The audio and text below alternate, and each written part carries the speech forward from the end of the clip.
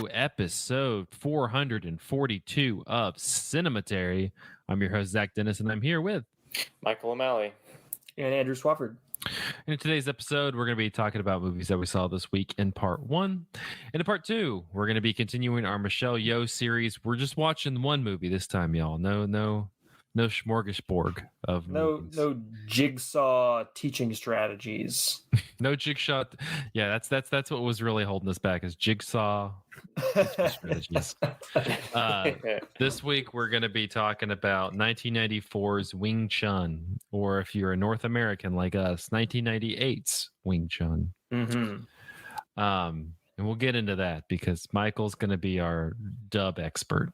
I watched the legitimate version on Amazon Prime, which is the only way that you can watch it.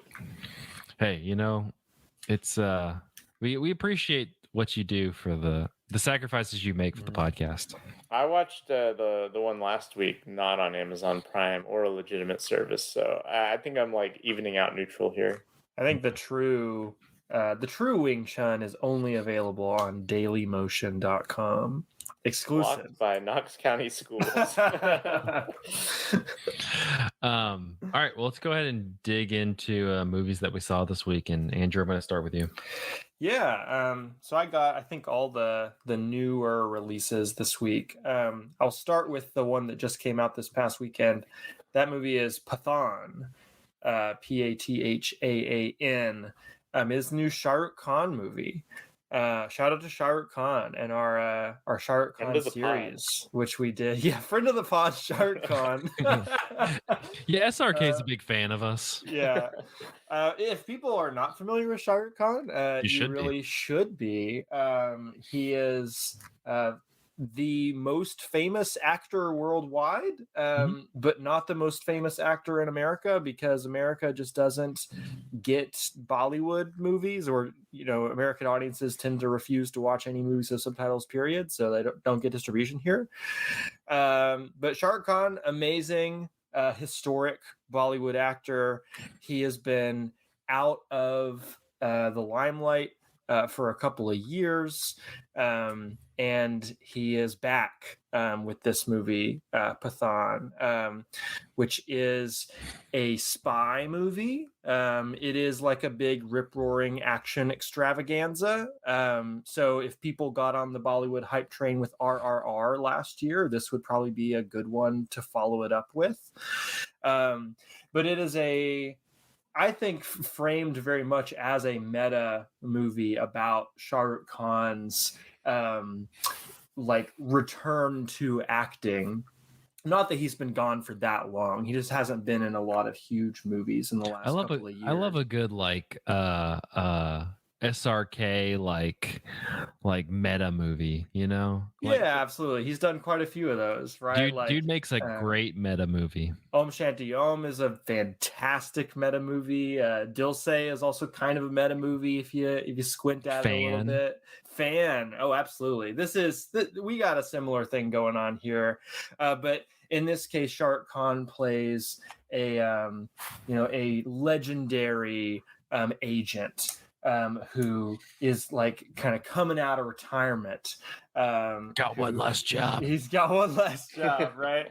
And the movie even ends with a fun sequence that I don't know if it's really a spoiler to say that it's him and another major Bollywood actor, Salman Khan, talking about the fact that they've kind of they've sort of been threatened to be overshadowed in their field by some new up and coming guys, and that might be a dig at the RRR guys. I don't know, but this movie seems to be like a attempt to show that the old guys still got it. Shah Rukh Khan is how old is Shah Rukh Khan?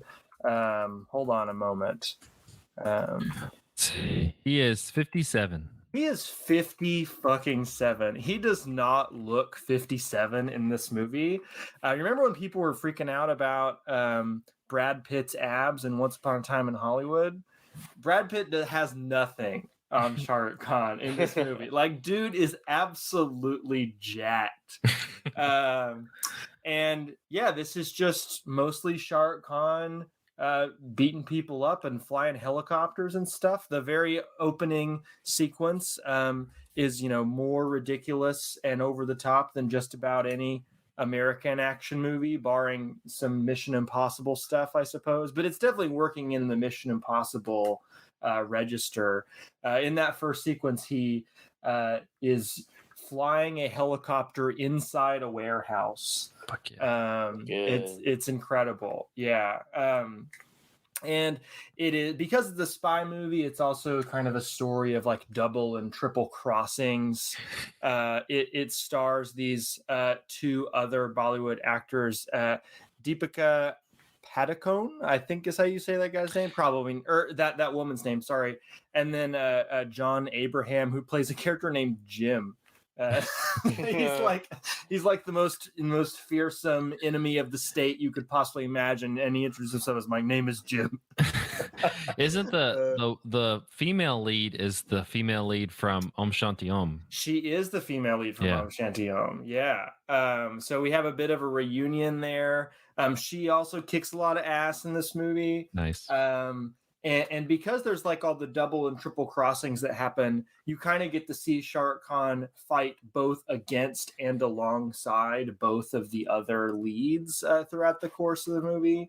And so it's just kind of a fun, like, I want to see this guy fight that guy. Oh, that was awesome. Now I want to see this guy fight that guy. Oh, that was awesome too. Like, the movie is I feel like mostly just kind of trying to be broadly entertaining, but there are some underlying thematics about like patriotism and people's like, what is people's obligation to be patriotic or fight for their country with the knowledge of their country having done horrendous things. I think that ultimately the movie comes down on the side of like, yeah, the state is awesome because, like, any movie that is made about like state secret service agents, needs to have some sort of a stamp of approval of the government itself. But you can kind of wave it away because it's mostly just goofy nonsense. Like some of the action sequences and like the things that happen in them, just absolutely absurd. There's a big plot point about them needing to get into this safe that is like the most protected safe in the country. And in order to get in, they need 2 keys. And the 2 keys are like, 10 miles away from each other, like on opposite sides of town.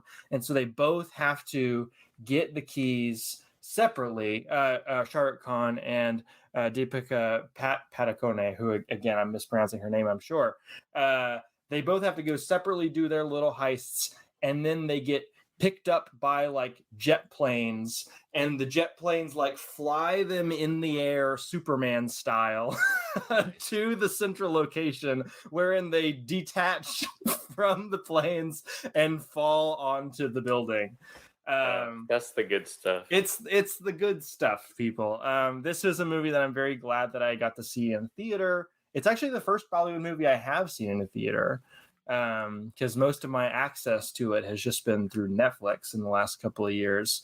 But if this is playing near you, it is a freaking good time. You will have fun. There's also 2 musical sequences in it that are just jaw-droppingly gorgeous. In the way that only Bollywood musical sequences can be jaw-droppingly gorgeous. I do kind of wish there was more. There's just the one about, 25% of the way through the movie, and then another during the credit sequence. But both are so good that they kind of make up for the lack of music throughout the rest of the movie. Though there is some really good like soundtrack work and a particular vocal line that kind of gets repeated and interpolated for different purposes throughout the movie, that kind of makes you wish that American blockbusters like committed to actually having melodic themes, because this movie has one and it's very effective. But I don't have a whole lot to say about other than that. Like, Shah Rukh Khan is a badass. The other people he's acting with are also really fun to watch. The action is all super well done. And it was just a great time. So Pathaan gets strong recommendation from me. Yeah, I'm bummed they have it playing near me, but it's only like at 9 o'clock at night. Oh, it's like, worth it, man. You gotta do it. All right. I feel you like gotta stay up late. Stay up late watching some Shah Rukh Khan. That's right. It sounds like something I would enjoy. You would, man. Like I just kind of like, I wish, like, I want to just see Tom Cruise and Shah Rukh Khan like in a movie together. That would be man, can you imagine? That would be such an experience. Mm-hmm. Just such an experience. I need a Shah Rukh Khan, Tom Cruise face off. Yeah. That'd be great. Like that. Like, can you just imagine how good that movie would be? I don't know. Anyway, also, if you haven't, another plug. If you haven't seen RRR, like, it's actually a theater is bringing it ahead of the Oscars, like at the beginning of March. And I like, if I'm around, I definitely want to go see it in a theater. Yeah, Zach got me excited about the fact that the big musical sequence in the middle of RRR, Natu Natu, is being performed at the Oscars. That's literally the only thing I'm going to watch at the Oscars. I'm just going to tune in for that and tune out. By the principal leads? Mm-hmm. I would hope so. Yeah, I believe so. I think the two actors are going to be there. Oh man. Yeah. But yeah, if you've not seen that movie, you should definitely watch it before the Oscars so that you are in with the cool kids enjoying all the fun. Yeah, and then you're going to be like, why was this not the really all quiet on the Western Front? Yeah. Really? Triangle of Sadness, really? Anyway, you saw another one though, which is kind of a hot independent movie pick for people for the best of the year. Yeah, this movie is Aftersun by Charlotte Wells. This is her feature debut, and this has been a bit of an indie darling.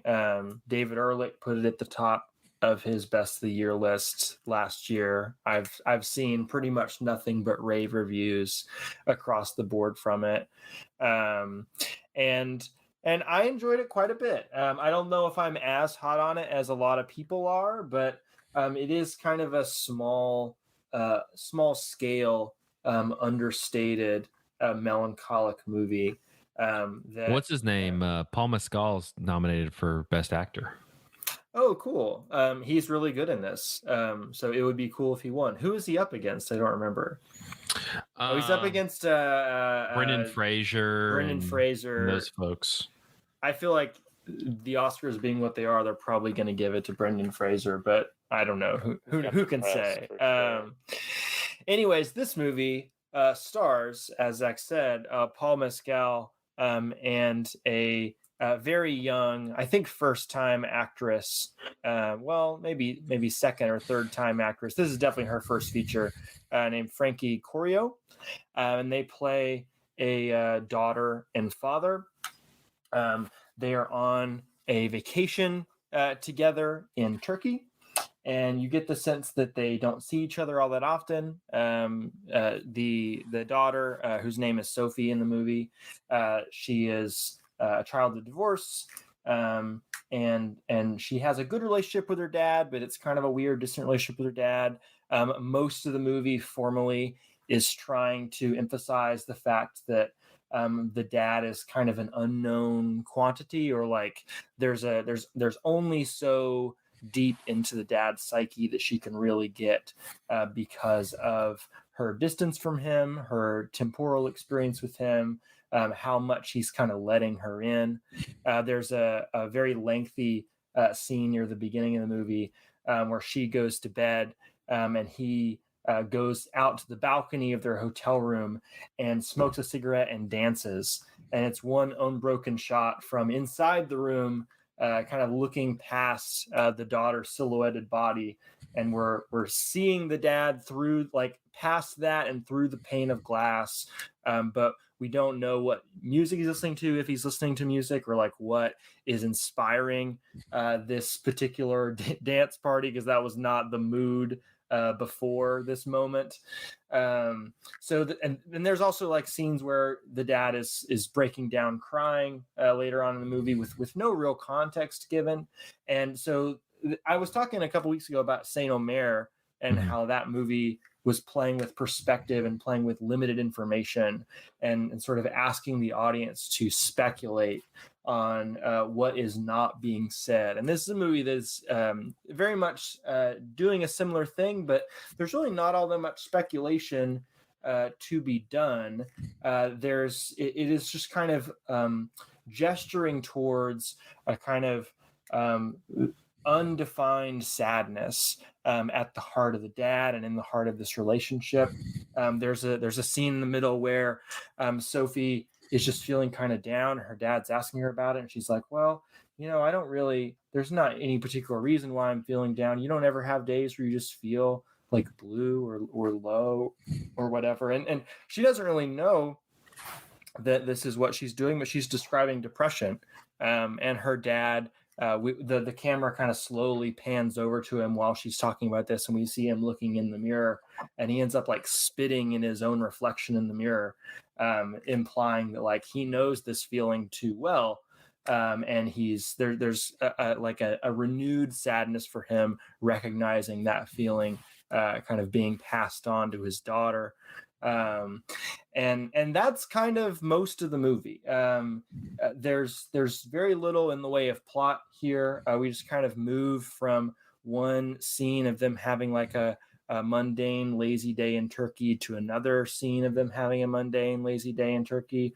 A lot of the biggest plot points involve Sophie playing the motorcycle arcade game at the hotel, or singing karaoke without her dad, who refuses to get up there with her. There's no big like dramatic reveal, really. There's just sort of you having this lived experience with these two characters who feel like they love each other, they enjoy each other's company, but there's this strange unspoken distance between them. And the movie kind of lets you sit in that and just kind of ponder like the nature of family relationships, right? And the nature of just how to deal with difficult, undefined emotions and how to communicate them to other people, or if they can ever truly be communicated to other people. There is one interesting formal, what's the word I'm looking for? Like a formal conceit to the movie, where Sophie has been playing around with a digital camera, and she is often just like filming her dad, asking him questions and things like that. And the movie will often cut between this like really, glossy, high def, 2023 or 2022 A24 movie aesthetic to the like really, really scuzzy, low res, home quality or consumer grade camera that is being held by like an 8-year-old. And like the way in which the movie jumps back and forth between those things and the way in which it uses the footage to kind of like place you in time, because like Sophie is also watching this footage back as in at some parts of the movie. You're sort of displaced in time. I think that's kind of interesting, and I would like to see more movies play around with older video formats like Skinamarink. In Skinamarink, I think most of that vintage analog visual quality is digitally faked in post. So I think this is actually like you made with that camera, which I appreciated. Bring back movies that look like Inland Empire and Bamboozled. That is correct. I agree. But yeah, I don't really have a whole. I don't have a whole lot else to say about Aftersun other than it was moving. It was sweet. It was a good movie. I'm curious to see where Charlotte Wells goes from here. But if you are looking for something that's a little low key, a little melancholy, I would definitely recommend it. I've been waiting. It's I think Mubi has the has the streaming stuff, so I've been waiting for it to show up there, but it has not yet. But between that and Decision to Leave, they've really been just kind of been annoying when it comes to streaming. Yeah, I remember last week Michael was talking about how his Michelle Yeoh movie he was watching, Yes Madam, was available on Amazon for like $7. I unfortunately paid $7 to rent Aftersun, which I feel like I've been swindled, but that was the only way I could watch it, so that's how I watched it. Welcome to the future, film distribution. Welcome to the future. Speaking of the future, let's talk about Tar. Hey. Yeah, Tar is the future. So this is finally, if you would like to stream it, it's on Peacock. I think it's on like on demand platforms also, but in terms of like streaming channels, they just put it on Peacock. And so I caught up with this. We've talked about it a little bit on the podcast before, but for those who are unfamiliar, it centers around this very probably one of the, like, in terms of this movie, like one of the greatest living composers and conductors of all time, Lydia Tarr, who's played by Cate Blanchett. She's the chief conductor of the Berlin Orchestra, and has also, like, at this point, like, I think she has like a book coming out, has this very prestigious career in conducting and composing. If you're curious about her accolades, like the very first scene of the movie is her doing this New Yorker talk, and the guy like reads for like 5 minutes straight like all of these fake accolades. Since she's did not you a real read person. Zach, by the way, did you read the Richard Brody review of this movie? No, I haven't yet. It's kind of funny. It's a negative review, but it's kind of funny because he kind of Makes fun of his employer. Not his employer. He refers to his colleague who's in this scene, and he talks about that it's like this pandering, like, boring scene. He's like, my colleague is in. Oh my god, that's funny. I should read that. I would if I was working at the same place as the person in this movie, I would also make fun of him, just because I would have that ability. But after that, it's a kind of a strange movie. It's a very I wouldn't say unassuming, but like there's not a lot, like it's very under the surface stuff happening. So I think Michael, you described it when we talked about it a couple months ago, like there's this, it's kind of crazy because it really like ramps up at the back half of the movie, but there's this like kind of simmering undercurrent of a kind of Me Too situation between Tar and a former protege. Yeah, former protege who is alleging that she like blackballed her pretty much, and made it impossible for her to get another conducting gig. At the same time, like Tar's assistant, who's played by Naomi Merlant from Portrait of a Lady on Fire, is like another kind of hopeful conductor who is working right now as her assistant to kind of hopefully catch on with a job as something opens up. Which like the assistant job opens up with this German orchestra, but she kind of leads her astray on that one. But yeah, for a lot of the movie, like there's this simmering undercurrent of this situation with this former protege who is accusing Tar of all of these different things in terms of like kind of grooming her and forcing her to do a lot of favors and different things for her in order to kind of rise through the ranks. And then when she, didn't fulfill that, she was blackballed. And there's multiple scenes where like Tar's talking about her and saying that she just became like psychologically unhinged and crazy. And so, but at the same time, like that's all happening where more of the foreground thing that's taking place is she's preparing for this to perform Mahler's Fifth Symphony, which will complete like this which will complete this series of all of Mahler's symphonies that she has recorded. But so she's like preparing for that. Her wife, who's played by Nina Haas, is the first violinist in this orchestra. She also has this like new cello player who came from Russia, who you kind of have her starting this one-on-one working with this new cellist who you can kind of see like the early stages of how she kind of brings people into her sphere. But yeah, just it's really like it's just kind of a fascinating movie. Cate Blanchett is like I feel like Michelle Yeoh, like we're doing this whole series on Michelle Yeoh, she'll probably win the Oscar, but I'll be honest, Cate Blanchett is the better performance. Yeah, she is. Like she 100% just like embody, like it's Cate Blanchett, but after about an hour, you completely forget it's Cate Blanchett. It becomes Lydia Tarr after a while. It's just kind of like one of those like classic complete embodiment movie star performances. Was the role written for her? Oh, I don't know. I would have to look. It seems like it, like, or at least it really she does.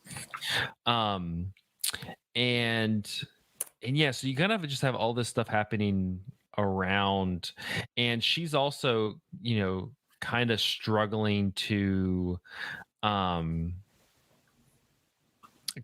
she's constantly like kind of struggling to make sense or like come to terms with this stuff. You have this one scene that I kind of enjoyed in the beginning of the movie where she's like teaching a class at somewhere. I think it's Juilliard. She's teaching a class at Juilliard. It's Juilliard, yeah. And just like lays into this dude who doesn't want to play Bach. Is it Bach? I think it's Bach. It's Bach. Because he doesn't want to like he's just not interested in playing white cisgender male composers pieces, and she just like lays into him, which in all transparency I'll kind of say I somewhat agreed with her. She was very mean, but also I was like, oh, she makes some points. She's correct in the scene, I think, but she her opposition is a straw man. I would say she's also correct in the worst possible way in that scene too. Just the way that she goes about it. It's a real like you're not wrong, you're just an asshole kind of. Yeah, which makes it way more interesting than any other like similar scene where because I'm just like you're not wrong, but man, you're really lacing it. Like like the part where because and it's such a the kid who she's attacking pretty much like has this nervous like his like knee, he's shaking, he's shaking his leg the entire time, he's sitting there, and at one point she's like grabs it and like stops it, and it's just such an aggressive move. It's a great scene. I want to butt in and say, Andrew, you were correct that Todd Field said that he wrote the script for Blanchett, and allegedly, this is a quote from Wikipedia, it would never have seen the light of day if she had said no to the role. Man, that checks out. But so I watched this, I think was it Sunday or Monday? And I've just been kind of sitting on it. I think overall I liked it. I'm not to like, I know some people, I mean, maybe on a second watch, it would grow in my estimation. I was kind of like, this is really good. She's super good. But I don't think I like locked into all the stuff I should be locking in with this movie. I was reading some other reviews, some stuff that other people had said about it. And there's just at least some things that didn't really click with me. But like we were talking before we started recording, the ending of this is incredible. I'm definitely in the camp of like the last part of this movie is very much like this dream wish fulfillment type thing, or like just kind of nightmarish, because it just doesn't seem totally realistic in the different things that kind of happen. But even the way it plays out, it's fucking hilarious. So I think overall positive this movie, but I know both of y'all have seen it. I mean, in terms of, I guess we can get more spoilery. Anything lingering with Tar? I'm overall positive on it too, and definitely felt a lingering presence of the movie in the days like right after I watched it, because it's a movie that it's not particularly clear like what it's trying to say. It has all these It's definitely very ambiguous. Yeah, ambiguity is sort of the name of the game with this movie, right? Like what did and did not happen in the movie is up for interpretation, and then how you're supposed to interpret that, and like what you think Todd Field is saying about what happened is also a bit of a Rorschach test, I think. But I would say that in the month since I've seen the movie, I haven't really thought about it all that much past the first week. Like, I kind of thought this might be a movie that would grow my estimation more and more as I want to go back to it. But I haven't really wanted to go back to it yet. That might change, but that's where I'm at right now. Mm-hmm. I really like this movie. I've not returned to it, but it was one of my favorite of the year. I don't remember where I ranked it in my Cinematary ballot, but it was up there. And I guess the new perspective that I would have about this movie now, as opposed to when I talked about it whenever I did on the podcast, is that I've gone back and watched the other two movies that Todd Field has directed, which are In the Bedroom, which is in like, I think that came out in 2001 maybe, and then Little Children, which is like 2006. And it's a little bit of a mystery to me, like what his thing is. You know, maybe he's not like an auteur in that sense of like you can kind of track themes through his work or whatever. But like all three of these movies are very different from one another. In the Bedroom is like a very classically structured like domestic drama, basically, in which like a couple has to grapple with a tragedy that happens an awkward way into the movie, to the extent that I'm not sure if it's a spoiler or not. And that's really good. Like I thought In the Bedroom was good, but it's also it's not doing the thing. It's not an art film in the sense that this movie is. You know, it's not really trying to be ambiguous, or like, it's a conversation piece in which like a well-told story is a conversation piece, but it's not like lampshading things as this is the thing that you'll, you know, like the Juilliard scene, right? Like the Juilliard scene is invented for discourse, right? Mm-hmm. And there's not a lot of that in the Bedroom. Little Children, I thought was just not that good. It was like, okay, there's like okay things about it, but it's like that kind of like American Beauty, Revolutionary Road style, like we're living in the suburbs and we have repressed issues stuff. Kate Winslet is in that, and she's really good, because Kate Winslet's usually really good in movies. But yeah, if people are interested in seeing other Todd Field movies, I would recommend In the Bedroom, but it is a significant change in pace from Tar. There was a special thanks at the beginning of the movie to a number of people, and one of them was Bennett Miller, who I feel like is a good comparison, because I don't think Bennett Miller has a real like distinctive style, but it's also directed like one, what is Bennett Miller doing today?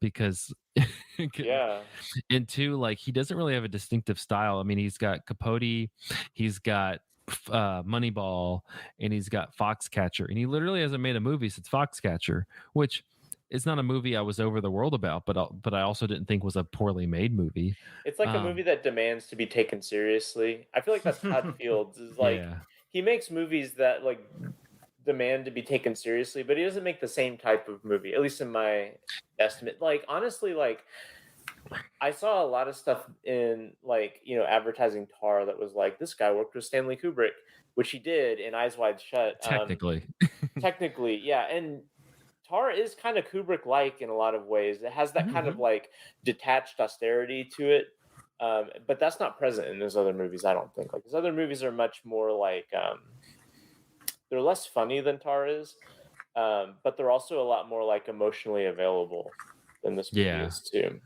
It's just like I think that's a good comparison, because Bennett Miller is a director who, even Capote, like all three of those movies are like, you know, attention should be paid, but at the same time, like, you know, they're not a Wes Anderson or a Quentin Tarantino or even like, you know, on an awards level, like like Stephen Frears, who like makes a very specific type of movie that you're kind of like going in, you're like, I know what this will be. Like they make very like every movie is somewhat different, you know, like Moneyball has a incredibly different vibe from like Capote or Foxcatcher. So I don't know. That's kind of like, I thought about that afterwards, and also it was just like, what's Bennett Miller doing? They should get Bennett Miller to make some more movies. Do you remember his? He did like toilet paper advertisements, right? Was it toilet paper advertisements? He had some really bizarre ads. He's done a couple. He's done some commercials and done some music videos. I was just looking. Yeah. But back to Tar, yeah, like ambiguity is the best way to describe it. It is very like, and I think that's the initial watch. What was kind of, because you can never really sink into it. At least I didn't. I was never able to like kind of sink in. At some point I kind of did a little bit of like just kind of accepted the ride and went along, but it is, it's kind of a strange one. It's one that, it takes a little while to kind of get on board, even with like because, and also just because the character of Tara, like a lot of the movie outside of her like kind of having these one-on-ones with people, is just kind of her navigating things or hiding things, and like you just kind of have this interesting perspective into how she's trying to make sense of, as these things start to kind of climb and become more pronounced and stuff that she needs to deal with, how she's either kind of initially trying to run away from it and then finally just kind of try to put it to the side somewhere. So I don't know, it was good. I don't know if I would have it in my top 10 of the year. It's no Avatar. It's interesting. Like, I would like there to be more movies like Tar. Oh, absolutely. Mm-hmm. Like it was, like I saw Scorsese had a quote where he was just like, Tar made me reminded me like why we go to the cinemas. And I'm like, yeah, I kind of get why. Like it is like, yeah, Scorsese, he gets a quote like that rolled out every year about a different movie. But I was like, with that one, I'm like, yeah, I get it. Like you go, it's just kind of like this very just kind of this big ambiguous piece of work that, I feel like if you went and saw it, like it was a good, let's go get like a meal afterwards and kind of try to like make sense of it. Yeah. But it's on Peacock now if you missed it in theaters. But like I said, it's also, it's on rental platforms and things like that. So I feel like it's one you probably should see before the Oscars, since, like I said, I mean, no shade on Michelle Yeoh, but like Cate Blanchett, that's the best acting. Yeah, it's a weird thing in which acting. Michelle Yeoh would be the more interesting pick in terms of who Michelle Yeoh is at this point, but Cate Blanchett has the way more interesting performance in the movie. Yeah, like that's just the, it's kind of like it's just a better. It's kind of like the Leo dilemma for a long time of like, he's really good, but there was just always like a little bit better role, even if it was just kind of a one-off for somebody. So I don't know, but speaking of Leo DiCaprio, he has a questionable dating history, and so does Oedipus Rex. Wow. The other way around, though. So Oedipus Rex, you may be familiar with the Sophocles play, frequently psychologized, frequently required reading play in which a man is fated to kill his father and marry his mother, and by gum, he does. And so in the 1960s, I believe this was the 1960s, there was a young Italian director kind of making his name for movies that were kind of anguished about sexuality and religion and the role of like the like bourgeois Italian like middle class in opposing like class uprising. Pier Paolo Pasolini, I think that's how you pronounce his first name. His last name is definitely Pasolini. But so this is like a communist Italian, made a bunch of movies, and one of which we covered in this podcast, the Gospel according to St. Matthew. And his dad, I didn't know this before I watched this movie, but his dad was a fascist, like a Mussolini. He was in Mussolini's army. And so, like, if you're a communist living after the war in Italy, thinking about your dad being a communist, that's gotta, or excuse me, being a fascist, that's gotta, you got some things to work out. And he works them out in this movie. And I'm not just armchair psychologizing here. He explicitly said, and I'm going to read the quote from Wikipedia. In Oedipus, I tell the story of my complex of Oedipus. The child is me. His father is my father, an infantry officer. His mother is my mother. I tell my mythical life, naturally made epic by the legend of Oedipus. It's a very that sounds like the Joe Bluth thing where she's like, I'm in love with your brother, and he's like, your brother? And she's like, no, your brother. He's like, my brother, Michael? She's like, no, your other brother. He's like, my other brother? That's me. Yeah, so this is definitely like he was working through some stuff, and it's a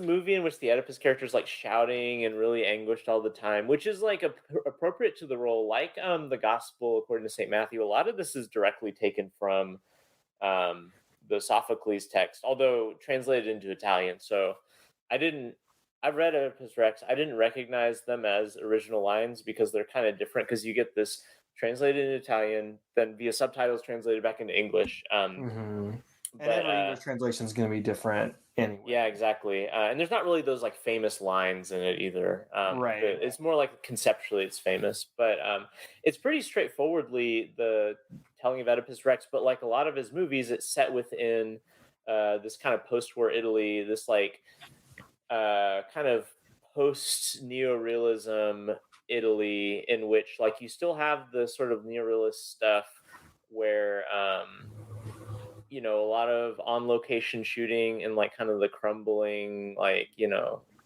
remains of like, an Italy trying to rebuild itself after the war. But like a lot of other Pasolini films is doing some kind of like loose and not particularly realistic stuff regarding music and regarding like the settings of stuff. So like this is like ostensibly set in Greece, like the play, but it's filmed in Morocco for the most part. I think there's parts of it that are filmed in Italy, but it's meant to look like Italy. And there's like a bunch of the music is Romanian, but also like with other stuff thrown in as well. And then the costumes are just really off the wall, like all these different like nationalities being represented in costumes. I'm not exactly sure what's going on with that here, except that it's maybe like an attempt to take the kind of humble production values of the movie and kind of make them seem more mythic by just making them almost timeless or out of place. And the most interesting thing is some parts that are definitely filmed in Italy are the beginnings and ends of the movie, in which like the beginning of the movie, which is when Oedipus is still with his birth parents before they abandon him after he's prophesied to kill his father and marry his mother. And then the end of the movie, which is like after Oedipus has blinded himself and he's wandering around. Those are both filmed in like then contemporary Italy, like wandering around. And I think like he's trying to draw like some sort of, Pasolini is trying to draw some sort of political allegory about like the kind of self-defeating, like kind of liberal, like Italian middle class, in terms of like it will destroy itself because it lacks the ability to understand like the prophecies, like AKA like what Marxism said about the bourgeoisie and whatever. And I'm only saying that I think that's what's going on because that's a lot of times what's going on in Pasolini movies. But a lot of this is basically just Oedipus Rex. And boy, if he's really saying that he has an Oedipus complex, like there's some sex scenes in this movie, and like I think that would be weird to like, I don't know, man, like he's like not being very shy about having to work through some feelings about his parents, because there's like Yeah, there's like also the fight scene with the dad at the crossroads, where he accidentally kills his own father, is very long and drawn out. Kind of like the kind of sexual content of the film as well. And I don't know, it's not the best Pasolini film I've seen, but it's definitely interesting, and it's definitely also interesting and kind of troubling to see just this dude nakedly like grappling with like his family history in that way. So literally, uh, I watched this on YouTube. There's a fairly good, well, it's like 360p, but like better than some other online Pasolini movies that I've watched. There's a fairly good upload on YouTube. This is probably, looking at his filmography, this is probably his last movie that's like not more famous, because he's got some kind of like not a lot of people talk about like Mama Roma, or things like that. But then he's got like Theorem and then Sallow, like he did like within 10 years of this movie, which are the really famous ones I think of his, besides the Jesus movie. So yeah. Anyway, worth a watch. Well, that's got us all jazzed up for what, just a spoiler, is a very horny movie in part 2. So we're gonna take a quick break, and then we'll be back with Wing Chun after this. Yep.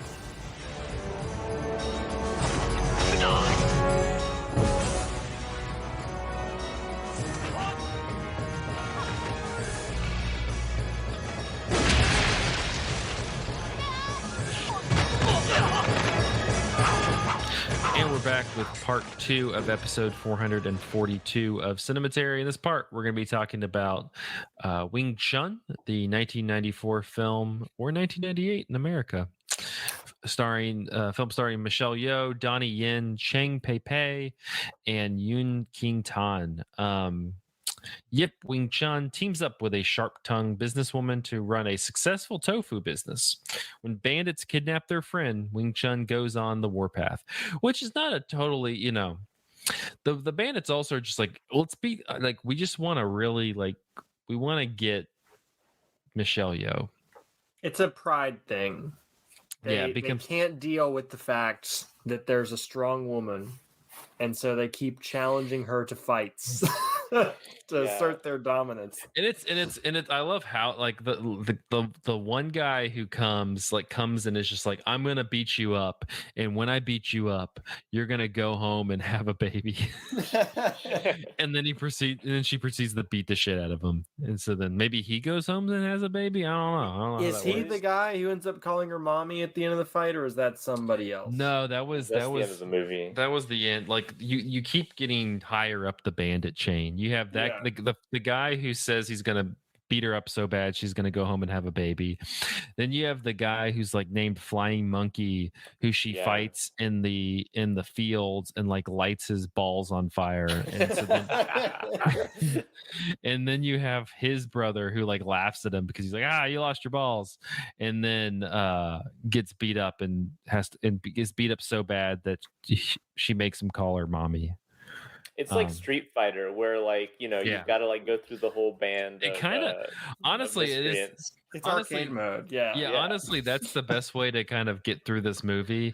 Is it's like an arcade game, because you kind of have one plot line going through, which is just Michelle Yeoh beating the shit out of these bandits, and you have another plot line of like people, like the whole town is fucking horny, and everybody's trying to like stick it in everybody, and Michelle Yeoh's there are two parallel marriage plots happening. Is how I would say it.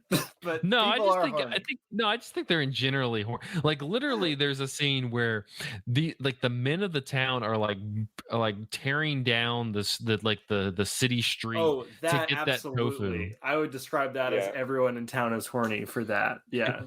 I guess we should explain, since this is not a very widely seen movie or widely available movie, like what exactly are who are the characters at play, how do all these plots intersect? I struggle with this myself, so honestly a nice little refresher would be good. I can do my best. So essentially 3 central female characters. There's Michelle Yeoh's Wing Chun, there's her aunt, who seems to be like the same age as her or younger. I'm a little unclear as to what the they say relationship it's is her there. aunt, but it seems like a cousin or like a sister. Yeah, maybe it's one of these situations where like some sibling had kids really late or something. maybe. Yeah.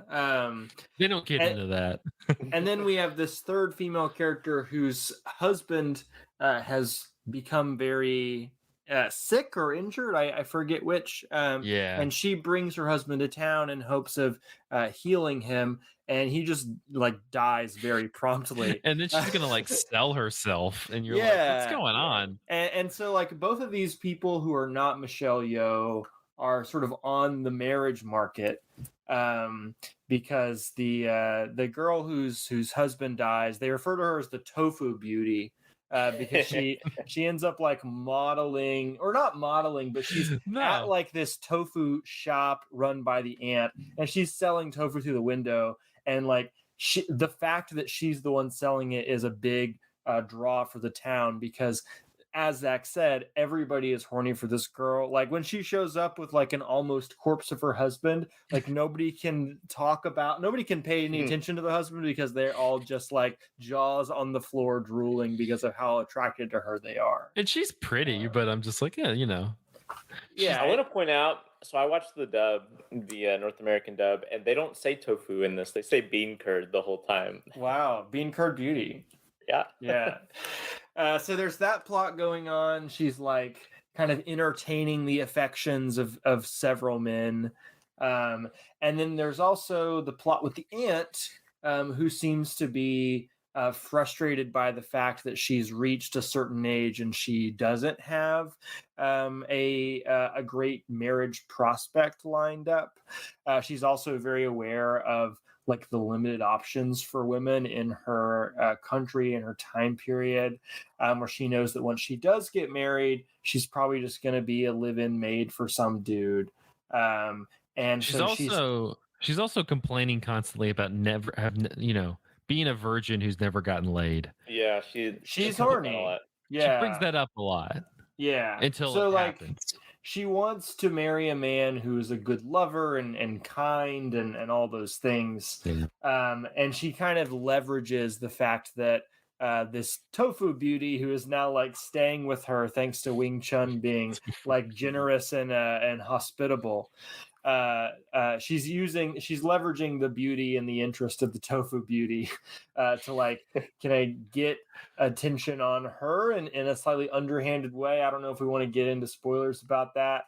But then there's also a marriage plot with Wing Chun, who has no romantic prospects, because everybody sees her as either literally a man in the case of the guy who she ends up with at the end of the movie, or they see her as, some sort of an affront, like just because she is a woman who doesn't dress particularly feminine and she, uses martial arts, like that is unacceptable to the male population. So she's like a public enemy, basically. Well, and she's cultivated that on purpose, right? Like she has had childhood experiences that have led her to like completely reject like traditional femininity. Right. Yeah, she's a survivor of kidnapping and attempted rape, I think. Yeah, I think that's what like led her to go and study with this master kung fu person to like learn all the skills that she has. Right. And she does have skills. Of it. She has some skills. Mostly the movie is the Street Fighter arcade mode, where she's just fighting one bandit after another. And like one of the things that I really like about this movie is that all of the fights, or most of the fights, have these fun fight long gimmicks. So for the very first one, a bandit comes, attacks her, and this really ineffectual, useless guy decides he's going to quote unquote protect her, and he stands in front of her, and she fights this guy through the guy's arms and legs. There's also the second one. She's using this bladed weapon at the end of a pole, and she's instead of actually killing anybody, she's just kind of like bopping them on the side of the head with her blade. There's a fight with where the whole gimmick about a pan of tofu, that she is challenging herself to beat the guy up while holding the pan of tofu without messing with the pan of tofu, well, without him touching it. She's issued a challenge to him, like, if you can break this tofu, then you win. And so, like, she's all blocking him the whole time and like throwing the tofu around the room, like as she's like kicking his butt in some like anti-gravity reality defying there's a lot of like wire effects that are great in this movie. Well, and you know, to that point, in terms of like her, like there always being kind of a gimmick that like kind of plays to Michelle Yeoh's background of like coming up with Jackie Chan, who also is very like, he's generally not just straight fighting. There's usually some sort of, there's a joke, there's something happening that he has to like fight through as well. There's also one of the ones that I thought was coolest was her fighting somebody on the tip of a spear, or on the pole of a spear that is stuck in a wall. Which, like, if you want to get into phallic symbols, he throws this pole into the wall and says, "If you can pull my pole out, you can, you win." And boy, does she! I also like that she does that, and then he goes, "You did it. All right, let's fight again in 3 days." Like that's just the rule. Yeah, just like a video game boss, you know, like, oh, you've defeated my first form, but you've not seen my final form yet. See you in 3 days. And his final form is just the same as the first form in this case. They're in a time in development, so they had to reuse the assets. I will say, like, I'm curious. So I've not seen a ton of like Hong Kong like martial arts movies, and I'm curious, like, I have no concept of, you know, in the 1980s and 90s, like what the gender politics of like the film industry are, or like even just Hong Kong in general. Like, I'm curious because this movie is obviously like very obviously about gender. Like, it's the text of the movie is that like Michelle Yeoh is like defying gender stereotypes and in fact fighting people who are interested in like forcing like kind of patriarchal or like kind of marriage norms on people. And like, I'm curious, like, if you guys have any more context about that and like how this would have fit into like the broader scene, because this seems very intentional about doing that sort of stuff, and I wish I knew more about the social context. I can't say that I can be much help here either. I've seen a handful of wuxia films and Hong Kong action films, but not a lot that predate this movie outside of like Touch of Zen, which we did for the podcast a long time ago. But I know there are titles that star female leads. Like one of the biggest martial arts films of the 60s is Come Drink With Me by King Hu also made Touch of Zen and Dragon Inn. And that has a female lead. So, but I don't know. I mean, this movie does definitely seem like it is trying to buck some sort of a tradition. And honestly, sorry, go ahead, Zach. No, I was gonna say honestly, like I thought it was like a lesbian movie for the first half because I thought the aunt and her were like just like secretly partners. That's confusing because when Donnie Yin's character shows up and sees Michelle Yeoh for the first time, he is seeing her and misconstruing that she's a man. And he says in his own monologue, like interior monologue, like, "Oh, she has a new lover." The guy that he's here to, the woman he's here to see. But I interpreted that as, oh, he thinks that his girlfriend is gay. That's what I thought. And I was just like good for them. Like having a little tofu business, kicking some ass. Like good for, having a little queer femme polycule, Yeah. I mean, I think it's kind of coded that way intentionally, right? Like with the, non-conforming, gender presentation, and like with, her kind of rejecting, kind of heterosexual norms for a long time in the movie. Like, it does seem like fair to like have made that assumption that's at least like subtext. Yeah, and I don't totally buy that she was like super into marrying Donnie Yen at the end of the movie. Yeah, it's interesting. We were talking last week about like she's often framed as like sort of pursued by a love interest, but at least in the movie that I watched last week, it's not really clear that she's with that love interest at the end of the movie. In this case, in the scene where Donnie Yen like finally kind of has his like the scene in the movie where in a standard like heteronormative male centric movie, the hero would kiss the damsel in distress. Donnie Yen is running to Michelle Yeoh and he trips, and he ends up like groveling at her feet instead of kissing her. And then when he gets up and they're walking away together, he's kind of like caressing her shoulder in a way that almost seems like the way that a kid would behave around his mom, as opposed to a lover, right? So like even in a movie like this where she does end up with a romantic partner, she's always like kind of placed above him in terms of power and in general. Well, and she also just never seems super engaged in any of that stuff, Yeah.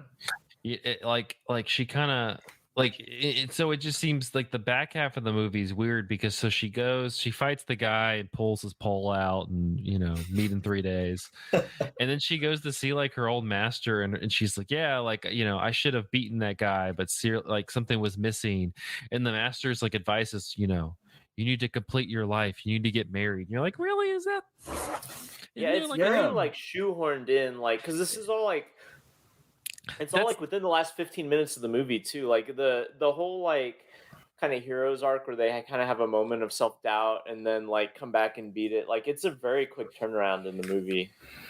Yeah, and like there's dialogue during that final marriage scene that seems to like try to undo all the thematic work that the movie had been doing up to that point. I wrote down a quote. I forget who said it. I think that maybe, it's the aunt who says it, who's been kind of like the most headstrong, confident, vocal character when like, directly confronting sexism or her society's treatment of women. Michelle Yeoh fights with her body, but this woman fights with her voice. Like after she gets married, she begins acting very differently, and she says to everybody else in the scene, which is like the whole cast of the movie, when one is happily married, one looks sweeter and sounds sweeter too. And it's like that seems like a betrayal of what the movie was doing up until that point. But I also, I part of me wants to be like overly generous and say that the movie is doing something thematically interesting with like the idea of soft power. Like she has to pretend to be like the doting, a submissive wife in public, but she's actually the one in charge behind closed doors. I don't know. Oh, she's definitely the one in charge. Like everybody after that last fight is calling her mommy. So, well, I'm talking about the aunt. I'm not talking about Michelle Yeoh, but the same could apply there. I think the aunt is like in charge in the sense of like, she's the one who is most enthusiastic about like kind of preserving like normal like social mores. And so like she's not like this outsider figure, she's like a person who has like a very clearly defined role that she wants to embody, and she enthusiastically does that, which kind of de facto makes her a sort of kind of outward facing leader. Even though Michelle Yeoh obviously has like the like brawn, like the pure like ability to rule with power, which like I don't know, there's something kind of weird about that, like that power then like becomes maybe jokingly maternal at the end when everyone's calling her mommy, but it's like through unconventional means that she does that, right? Like she's just like demoralized and emasculated like all these people, and then they're like, okay, mom. Like I don't know, that's a very roundabout and not like traditional way to like achieve like that kind of like whatever feminine ideal of being a mother. Well, but that's kind of the thing throughout the movie is it's like Andrew said, it's always like the bandits are coming after her not because there's like a territory they need to claim, or she owes her money, or it's literally just like this lady keeps beating up our people, and so it's like she just keeps moving. That's why it's very video game-esque. She just keeps moving up the rankings of the different bandits because they're just like, hey, you can't beat up us. And so it does feel like very just kind of on that basic level of she's just emasculating these men left and right. And that's why I felt like the ending somewhat betrays the whole feeling of the movie, because I'm just that again, like having, I guess I'm kind of like you, Andrew, where I've seen a few later Hong Kong like action movies, wuxia stuff, but I don't have enough of like this time period and before. But is that like a capitulation to like kind of like genre expectations, or like how do you guys read that? I don't know. I mean, I can't think of a lot of wuxia movies that are as concerned about marriage as this one is. It feels like it's trying to combine multiple genres. Like it in one gear, it's doing the like wire fu wuxia thing, and in another gear, it's a rom-com. It's just like this real wacky marriage plot. So if it's a genre expectation, I don't think it's a genre expectation of wuxia. It is an extremely wacky marriage plot, by the way. Like, because I can't remember if we said this already in the podcast or if this was in between, like in the off mic section. But the male love interest mistakes, like he's looking for a childhood friend / like love interest, and gets it wrong like for most of the movie. And like they kind of have a heart to heart, like at least like 2/3 of the movie through, that indicates like, oh, actually you're the one I've been looking for this whole time. And then he just switches gears like immediately, even after also this other person. We should note that when he recognizes Michelle Yeoh, he spits up a little blood.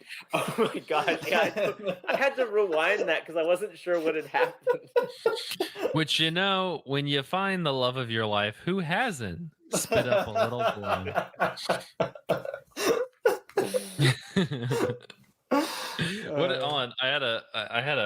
liked a Letterboxd review that like makes reference to that. That was great.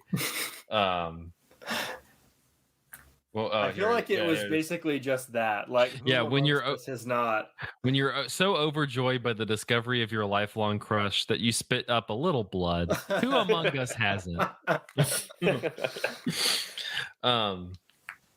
do think this movie is extremely funny. Like, even when it's like going through these kind of like plotty sections, like it's just like it's gags, but it's also not like gags that you would see in like Super Cop, like Jackie Chan style gags either. Like they're like, it's just silly. Like it's extremely silly. Made more so by, this might be a good time to point out that the American release is dubbed, and that is that makes this movie even sillier. And I did not like the dub at all, because like it felt like I was watching a cartoon, not because of the action on screen, which is already kind of cartoonish, but like the voices are at the register of like kind of exaggerated delivery that you would hear in like a children's cartoon. So that tipped the scales maybe a little bit over the goofy line, that like further than I wanted it to be. But even without that, this movie is very silly, and I thought that was very charming. But honestly, I like that about this one. Yeah, for sure. Just because like even with the police story that I watched, like it's trying to like explain the plot too much, and it like creates these like canyons of plottiness that you're just like, when's Jackie Chan gonna do more cool shit? And this one is very much like in the mode where like the plottiness of it is just kind of silly, and so it's really not super important. You kind of just follow the basic beats of it, and it makes that stuff short enough that then you get to the when's Michelle Yeoh gonna beat the shit out of people? Or I think even that when it it's going both- through the, even Sorry, when it's go going ahead, through the Michael. plotty parts, it's like throwing into weird stuff like he's spitting up blood, or like, you know, just different Mhm. stuff like that. Like there's not like dry sections of the movie where they have to shift pieces around, like in like Police Story or whatever. Sorry, I Andrew, also what were you think gonna say? that like not only are the fight scenes not like spaced out too far, but I think that the plot that stitches them together is kind of good in its own right. Like I would enjoy watching this movie even if there weren't fight scenes in it, because the writing is so funny and the performances are so wacky. And like it is a movie that doesn't have a lot of fat on it narratively. There's not really that much of a B plot in this movie. It does have kind of these intertwining leads, but they're all kind of living the same life and experiencing the same story. And like every scene is like a direct continuation of what you were invested in the previous one. And so it really is like a very compelling watch, I thought. Yeah. No, I like, honestly, I recommend this to people. It's just it's very light, it's very breezy, it's silly. The action is super fun. And yeah, the performances, you have Michelle Yeoh and Donnie Yen, who, Michelle Yeoh is popping up in big movies now. Donnie Yen's been in like Star Wars. He's going to be in the new John Wick movie, like very accomplished martial artist. So it's kind of like fun to see them early on. And yeah, I don't know. There's also that weird scene in it where the three women are like talking, and then the tofu beauty like gives them like this foot massage that like makes them have an orgasm.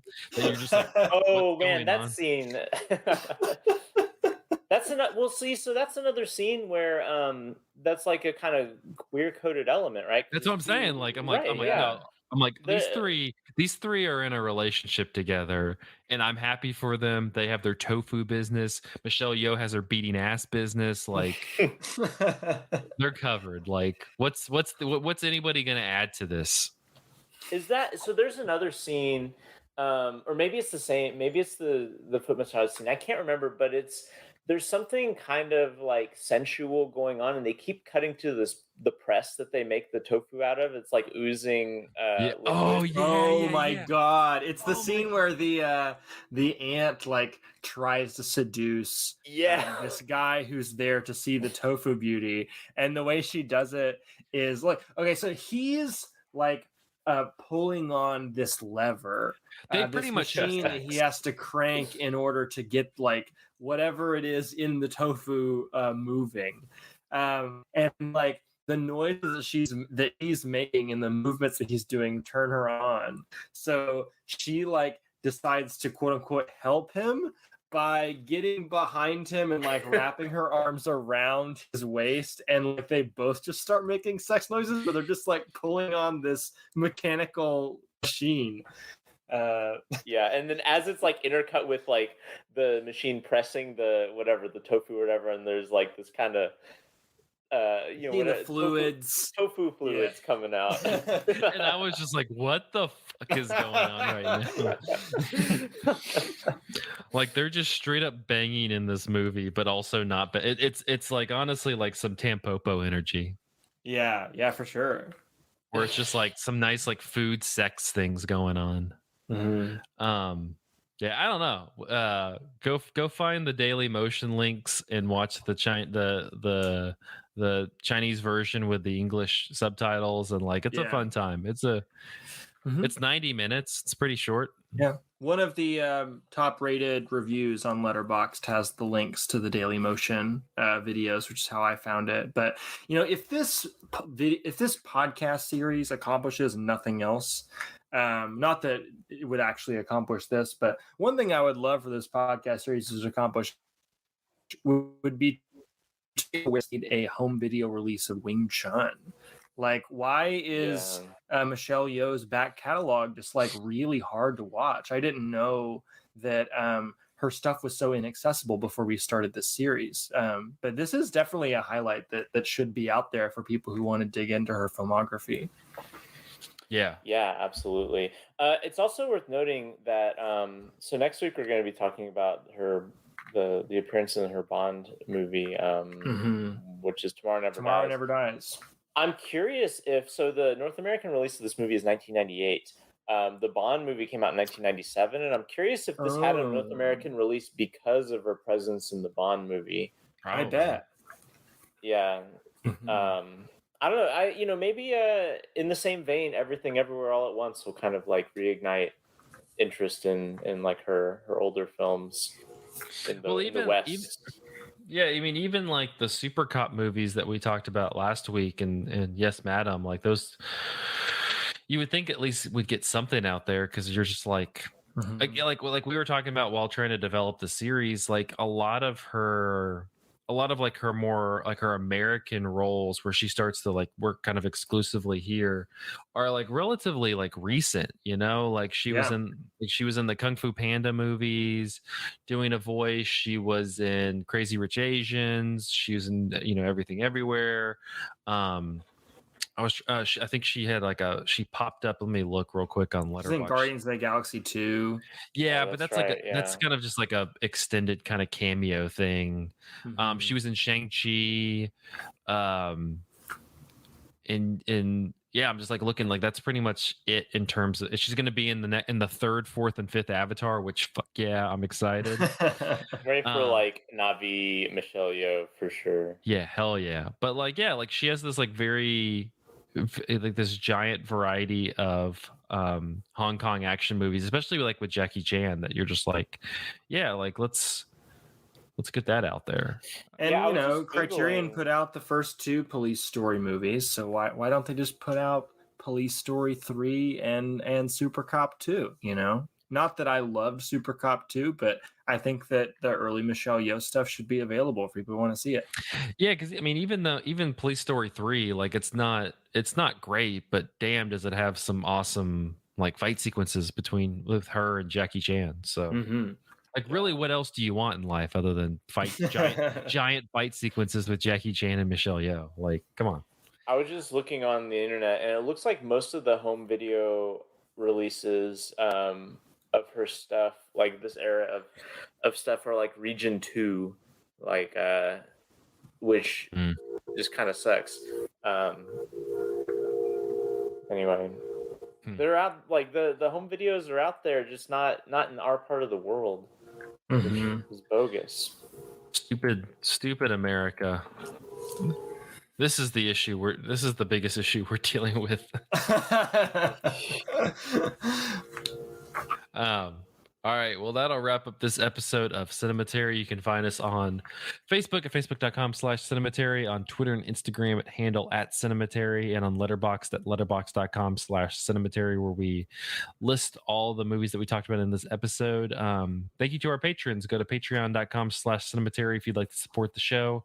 Thank you to Cam, Chad Newsom, Candace Sisson, Ron Hayes, Teresa Marsathi, Titus Arthur, and Tyler Chandler. Thank you so much for your patronage. Like we said, next week we're going to be dipping into the first like full episode on a James Bond movie for Cinematary, and that's going to be 1997's Tomorrow Never Dies, which, what a unique pick to like be like, we're going to jump into a Bond movie. The James Bond movie. Favorite. I hope that's the only one we ever do, is just Tomorrow Never Dies, and that's it. Not even the Pierce Brosnan one that everyone watches. Yeah, not even the popular Pierce Brosnan one. But I'm super excited for it, because I think it's like, I again, having not seen it, I feel like it's going to be kind of a, like, after watching all of these movies where Michelle Yeoh is incredibly capable of like all these very intricate fight sequences, it's about to get very westernized and boring. Maybe, yeah. I'm curious to see what the action looks like in that movie. Is this the one with the snow skiing segment? There was a James Bond video game I played growing up that had a snow skiing level. I know that there's some in like the older James Bond movies, but maybe it's this one too. I don't know. We'll see. Michelle Yeoh. We'll see in 2 weeks. Yeah. We'll see in 2 weeks. We'll figure it out. Thanks y'all for listening.